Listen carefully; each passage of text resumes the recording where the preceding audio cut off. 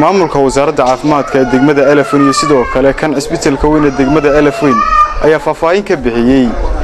hawlgal caafimaad oo ay ku tageen deegaano fara badan oo ka tirsan degmada Elafweyn ay soo food saartay xaalad caafimaad darro waana kuwan iyagoo maamulka isbitaalka weyn ee degmada Elafweyn iyo kan caafimaadka ee degmada ka warbixinaya hawlgalkooda si caafimaad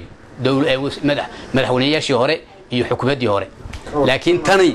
tani waxay abuurtay in ay dhaqdhaqaajiso barnaamijyadii kala duwanaa ee macnaha bini'aadanimada xagga caafimaadka laamihiisa kala duwanaa way dhaqaaqday tani waana socotay waana way dhacantay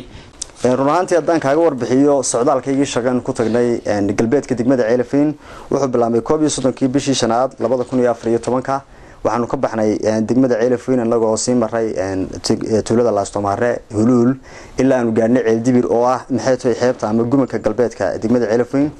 wasocdaalkaygaas wuxuu qaatay muddo 7 waxaanu 3 cisho ku sugnayn degmada Ceeldibir oo ah dhul buuraleeya dad fara badan ama population density-ga iyo dadka ku nool aad u fara badan yihiin waa dad aan weligood adeeg caafimaad loo geyn waa dad baahi fara badan oo maxay tahay qayl dhaan ay ka soo yeedhay xanuuno fara badan bay nooga soo cawdeen ay ka mid tahay malaariyada ama kaneecada waxay ka cawdeen xanuuno ay ka mid yihiin STDs-ka ama xanuunada galmada la isugu gudbiyo waxa jirtay nafaqo darro shuman biyood waxyaabo fara badan xitaa waxaan ku soo aragnay dad loo aasay maxay tahay malaariya iyo shuman biyood meesha kale ay xabaaloohina la tusay marka aan babaxayga socdaalkaygu wuxuu daaranaa inaanu gurmad caafimaad gaarsiino dadka halka ku tabaalaysan ee maxay tahay wasaaradda caafimaadku ay xil saaran tahay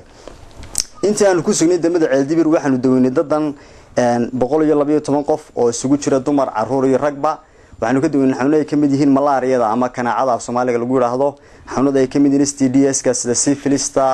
maxay ahayd gonorrhea xanuuno noocaasa shubanka malnutrition caruurta qaar baa aad u nafaqo darra caruurta waxaanu siinay markaa shuruubooyin nafaqadooda kor soo qaaday kiniino dumarka uur kale iyaga laftooda waxaanu u fidinay daryeel caafimaad oo maxay tahay in antenatal care-ki ama baahida ay u baahnayeen intaan umulin ka hor runaantii intaan halka joognay waxaanu ku hornay dad wanaagsan oo u baahan in daryeel caafimaad la siiyo qaban doono socdaalkaygii markaanu ka soo ambabaxnay degmada Ceeldibir waxaanu nabi tuulada Dhurcilaan oo iyaduna ku taala xuduudka u dhaxeeya gobolka Sanaag iyo Saaxil halka waxaanu ka shaqeynay maalin maxay ahayd 4tii bisha waxaanu ku sugnay tuulada Dhurcilaan dad fara badan baa noo yimi iyaga cudurrada waxay u badnaan cudurrada caadiga ah ee generalka ha noqoto maxay tahay gastri typhoid maxay tahay kaneeca lafteeda waxyaabo noocaas aan iyagana ka daweynay tan iyo markii laga soo gudbo burburkii dawladda fashistay Maxamed Siyaad Barre ee 1991 ayaa degmada Elafweyn waxay la ildareed xaalad caafimaad darro taasi oo xukuumadii soo maray muddo laga joogo ilaa 22 sanadood aanay helin wax adeeg caafimaad ah isla markaasina ay albaabada u xidhnaayeen isbitaalka weyn ee degmada Elafweyn hase ahaatee sanadkii ugu dambeeyay ee 23 guuradii ka soo wareegtay markii qarankan Jamhuuriyadda Soomaaliland oo guunistaagiisa la soo noqday ayay ku soo beegmaysaa xil ay xukuumadda nimanka haatan talada wadanka haysa ee uu ka arrimiyo madaxweyne Axmed Maxamed Maxamuud Siilaanyo ay ku guuleysatay in albaabada mar kaliya u furto isbitaalka weyn ee degmada Elafweyn isla markaasina ay dhamaystirto dhammaan baahiyaadka caafimaadka ee degmada Elafweyn